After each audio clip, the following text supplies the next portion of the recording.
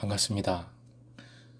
6월 1일 수요일 기쁨의 50일 46번째 날 새벽을 하나님께 올려드립니다. 주께 가오니 함께 찬양 부르십니다.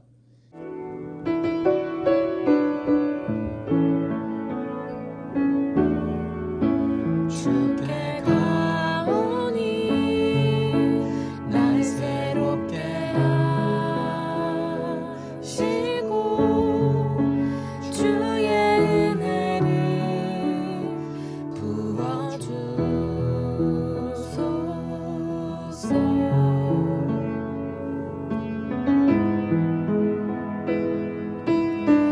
내 안에 발견한 나의 연약함 모두 벗어지리라. 주의 사랑으로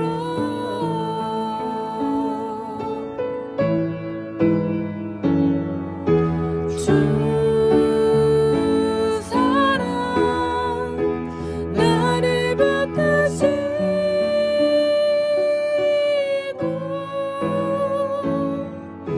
주 곁에 날 이끄소서.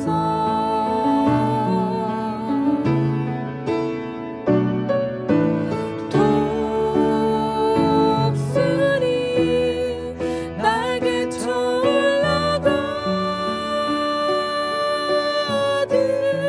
나 주님과 함께 일어나 걸으리. 주의 사랑 안에.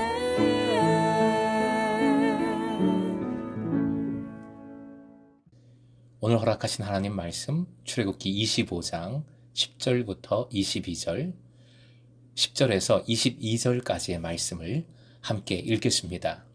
그들은 조각목으로 궤를 짜되 길이는 2규빗 반, 너비는 1규빗 반, 높이는 1규빗 반이 되게 하고 너는 순금으로 그것을 싸되 그 안팎을 싸고 위쪽 가장자리로 돌아가며 금테를 두르고 금고리 넷을 부어 만들어 그 네 발에 달되 이쪽에 2고리 저쪽에 2고리를 달며 조각목으로 채를 만들어 금으로 싸고 그 채를 궤 양쪽 고리에 꿰어서 궤를 매게 하며 채를 궤의 고리에 꿰n 대로 두고 빼내지 말지며 내가 내게 줄 증거판을 궤 속에 둘지며 순금으로 속죄소를 만들되 길이는 2규빗 반, 너비는 1규빗 반이 되게 하고 금으로 그룹 둘을 속죄소 두 끝에 쳐서 만들되 한 그룹은 이 끝에 또 한 그룹은 저 끝에 곧 속죄소 두 끝에 속죄소와 한 덩이로 연결할지며 그룹들은 그 날개를 높이 펴서 그 날개로 속죄소를 덮으며 그 얼굴을 서로 대하여 속죄소를 향하게 하고 속죄소를 궤 위에 얹고 내가 네게 줄 증거판을 궤 속에 넣으라. 거기서 내가 너와 만나고 속죄소 위 곧 증거궤 위에 있는 두 그룹 사이에서 내가 이스라엘 자손을 위하여 내게 명령할 모든 일을 내게 이르리라. 오늘의 기도 제목, 예수께서 허락하신 은혜의 자리, 자비의 자리로 항상 나아오게 하소서.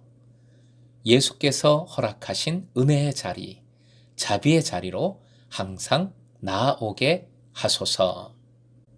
주신 오늘 말씀으로 들어가기 전에 성막을 건립하라 명하신 목적을 복기해 봅니다. 세 가지로 정리해 볼 수 있죠. 첫째, 하나님께서 거하시려고. 둘째, 죄인들을 만나주시고 사하여 주시기 위하여. 셋째, 하나님의 임재와 영광을 나타내시기 위하여. 그 목적을 가지고 성막을 건립하라 명하십니다. 이를 위해 먼저 예물을 가져오라 명령하셨고요. 오늘 본문으로 들어와서 오늘 말씀부터 구체적으로 이런저런 기구들을 만들라 하는 기구에 관한 규정이 쭉 이어집니다. 오늘 본문은 그 첫 번째로 법궤에 관한 법궤 제작에 관한 규정입니다. 법궤는 다른 표현으로 하면 궤 또는 증거궤 또는 언약궤라고도 불리지요. 왜 그렇습니까? 하나님의 증거의 판이자 언약의 판인 10개의 명의, 두 돌판이 그 안에 보관되어 있기 때문입니다. 성막 안에는 대표적으로 6가지 중요한 기구가 있습니다. 번제단, 물두멍, 금촛대, 떡상, 분향단, 그리고 언약궤입니다. 움직이는 순서상으로 가장 나중인 것이 법궤입니다. 그런데 제일 먼저 나오지요. 오늘 본문에 제일 먼저 나옵니다. 가장 먼저 나오는 것 어떤 것이다? 가장 중요한 것이다. 가장 중요한 기구가 바로 법궤이지요. 규빗이라는 단위가 나오는데 팔꿈치, 앞팔이라는 뜻을 가진 단어입니다. 고대 서양 및 근동 지방에서 쓰이던 길이의 단위이지요. 가운데 손가락 끝에서 팔꿈치까지를 말합니다. 시대와 지역에 따라 좀 다르지만 1규빗이 45.6cm 정도입니다. 법궤의 크기를 생각해 보면 그리 크지 않습니다. 가로가 계산을 해보면 114cm 정도, 세로와 높이가 각 68.4cm인 직사각형 상자입니다. 우리 교회 강단과 비교하면 그 크기가 좀 쉽게 다가오리라 생각됩니다. 교회 강단의 길이가 121cm입니다. 법궤의 길이는 114니까 강단보다 좀 작아요. 높이로는 강단이 105인데 법궤는 68.4이니까 차이가 많이 나죠. 많이 작습니다. 11절 순금으로 그것을 쌓아 명하셨어요. 순금이라는 것은 순결하고 영원하고 고귀한 것을 의미하지요. 법궤의 중요성이지요. 금도금의 기술은 어디서 이스라엘 백성들이 배웠을까요? 바로 이집트입니다. 이집트 유물들 보면 찬란한 금으로 되어 있지 않습니까? 이집트는 당시 가장 뛰어난 금도금술을 자랑했습니다. 이집트의 물질과 기술이 그대로 하나님의 기구를 만드는데 사용이 되고 있습니다. 사실 이것도 중요한 포인트이지요. 우리가 세상 문물을 무조건 신앙적으로 세상이 더럽다 해서 거부할 것이 아니라 하나님께서 모든 것을 다스리시고 모든 것을 역사하시고 모든 것을 지으신 분이심에 주님 안에서 선용하는 것이 가장 중요하지요. 12절부터 15절 법궤에 고리를 달고 그것을 운반할 수 있는 긴 장대인 채를 만들라는 말씀입니다. 전부 이동하기 위한 것이지요. 그리고 법궤에 손을 대지 않게 하려는 목적입니다. 16절 법궤 제작의 목적이 나와요. 바로 십계명 증거판을 보관하기 위함입니다. 결국 법궤는 한마디로 증거판, 보관함인 것입니다. 21절에도 반복이 되지요. 17절부터 본문의 끝까지는 속죄소에 관한 말씀입니다. 속죄소는 다른 특별한 장소가 있는 것이 아니라 법궤의 뚜껑 부분입니다. 법궤의 뚜껑이에요.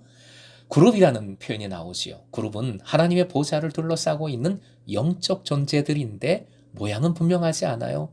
보통 날개가 달려있는 형상으로 생각을 합니다. 그룹 둘을 만들라고 명하셨어요. 이 둘이라는 숫자는 선포와 증거를 상징합니다. 결국 법궤의 뚜껑 위에 세워진 두 그룹은 하나님 임재 상황 속에서 하나님을 선포하고 하나님을 증거하는 역할을 하고 있는 것입니다. 카포레트라고 하는 속죄소의 원어는 카파르 동사에서 왔습니다. 이 카파르 동사는 덮는다, 속죄하다, 용서하다, 제거하다 라는 뜻을 가지고 있습니다. 대부분의 영어 성경은 속죄소를 자비의 자리라고 옮겼습니다. 자비의 자리, 은혜의 자리, 그래서 시은소라고도 하지요. 이 이름들을 가만히 생각을 해보면 속죄소, 시은소, 자비의 자리 모두 예수 그리스도의 은혜, 주님의 보혈을 묵상하게 만듭니다. 22절 특히 하나님 임재의 장소가 바로 속죄소라고 증거합니다. 결국 우리 하나님은 용서의 하나님, 은혜의 하나님이십니다. 에베소 1장 7절 말씀 같이 읽겠습니다. 시작. 우리는 그리스도 안에서 그의 은혜의 풍성함을 따라 그의 피로 말미암아 속량 곧 죄 사함을 받았느니라. 그의 피로 말미암아 죄 사함을 받았다고 그 은혜를 선포하고 있습니다. 로마서 5장 9절도 같이 읽습니다. 그러면 이제 우리가 그의 피로 말미암아 의롭다 하심을 받았으니 더욱 그로 말미암아 진노하심에서 구원을 받을 것이니 보혈을 지나 하나님 품으로 나오게 하셨습니다. 예수 그리스도의 보혈로 아무런 조건 없이 값 없이 죄인의 그 죄악들을 사하여 주셨어요. 속죄소는 그 순금으로 만듭니다. 우리의 영원한 중보자, 영원한 화목제물 대신 예수 그리스도를 바라보게 합니다. 오늘 지방선거일이지요.